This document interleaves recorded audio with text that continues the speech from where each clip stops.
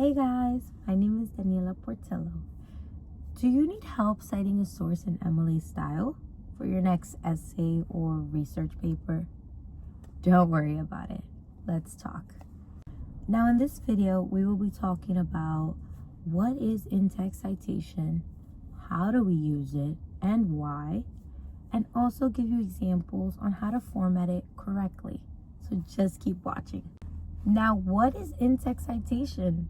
In-text citation are citations used for the purpose of giving credit to a writer in the body of an essay to cite sources or prevent plagiarism.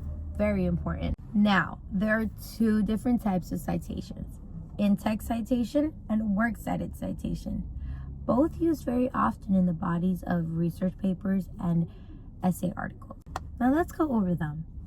In-text citation are citations used in parentheses, mostly used in the body of an article, and are mostly from 1 sentence long to 2 sentences long. No more than that.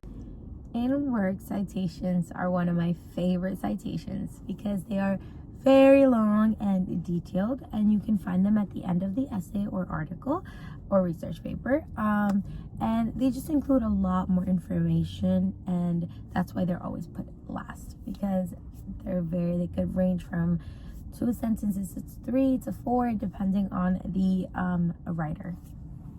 Now we can take a look at the author's page format.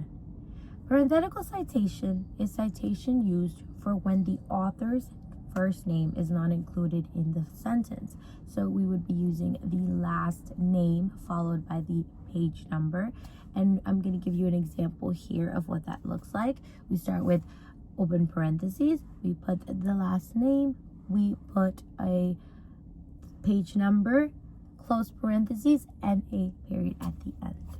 Now, a narrative citation is a citation used when the author's first name and last name is included in the sentence. Therefore, we can only put the page number, but in the same format as before. Always remember those parentheses. So it would look like this. It would be open parentheses, the page number, close parentheses, and a dot at the end, which is a period. If the citation is supported by more than one source, you can do combining citation, which is like this. This means that it goes open parentheses, the author's last name, the first author's last name, then you do a semicolon with the second author's last name, and then you do a close parentheses followed by a period. Now, what happens if the author decides to use a site that has more than 3 authors? What you can do here is you can do something like this, which is open parentheses, the last name of the first author that you're using the source from, and then followed by ETAL, which means and others, and then close parentheses and the period at the end. But what happens if I can't find any sources? What happens if I can't find the last name, a first name, a volume, a page number?